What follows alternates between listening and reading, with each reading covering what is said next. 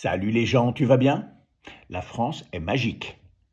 Ouais, je dis ça parce que je viens d'entendre les déclarations de Sébastien Lecornu, le Premier ministre de Macron, tu sais, son bon petit soldat. Ouais, parce que pendant que l'autre, il se balade en all-inclusive partout dans le monde, à nos frais, peinard, et il évite son propre pays, parce que ça fait un petit peu quand même, eh ben son bon petit soldat, il fait le travail.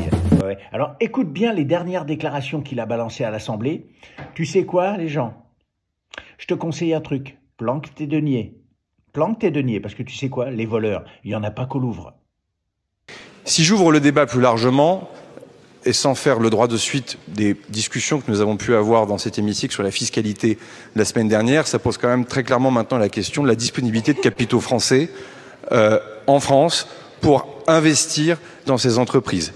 Et on le voit bien, et on sera amené à y revenir sur la question de nos fonds souverains, sur la question de la mobilisation de l'épargne des Français, de la question des assurances vie. Ce que nous avons commencé à faire pour les entreprises liées à la défense nationale doit impérativement être accéléré sur l'ensemble des secteurs souverains, et je serai amené à y revenir dans les tout prochaines semaines. Et c'est pas fini, non. Parce que sais-tu qu'à l'Assemblée nationale, ils sont en train de voir pour voter un texte et taxer les bonbons. Ils veulent taxer les bonbons maintenant. Non, mais ils savent plus quoi faire. Ils sont acculés dans leur incompétence. C'est fabuleux. Alors après la taxe sur l'alcool, les bonbons. Tiens, en parlant de taxe sur l'alcool, d'ailleurs, il y a une journaliste qui a interviewé Gérard Larcher. Tu vois, Gérard Larcher il est bien dans son fauteuil. Bien, là. Il risque pas de bouger, lui. Puis on mange bien là-bas. Alors lui, on lui a posé la question, mais...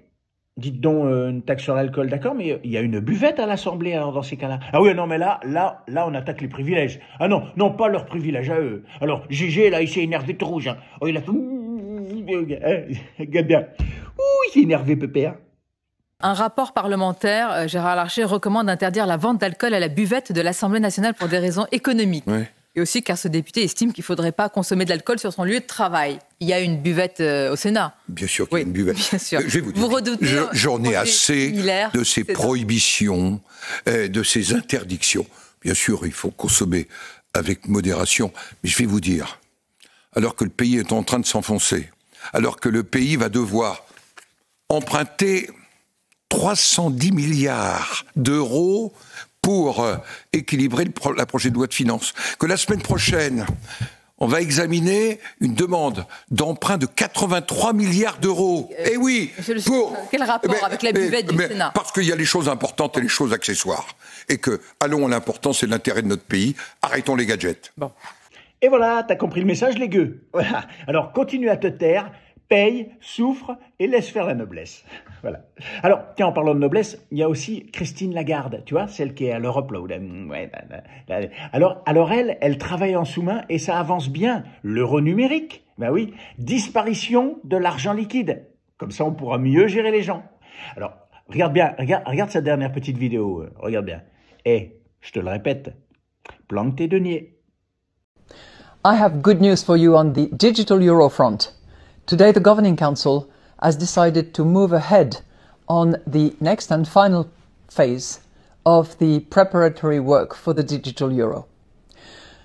The other good news is that on October 23rd, the European Council has asked us and all those involved to accelerate the process so that we can roll out the digital euro as early as possible.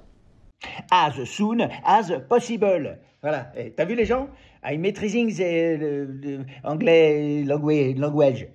Voilà. Alors, bon, moi je dis, messieurs, mesdames, les hommes politiques, vous n'êtes pas encore allés assez loin. Non, vous pouvez encore faire mieux. Non, le peuple français, il peut encore en prendre. Moi je dis, vous devriez aller même jusque là.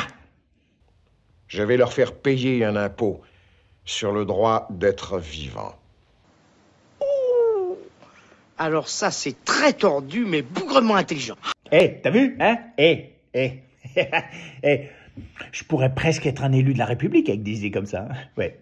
Enfin bon, moi ce que j'en disais, les gens, c'est juste pour te prévenir de ce qui se passe dans ton dos. T'en fais ce que tu veux.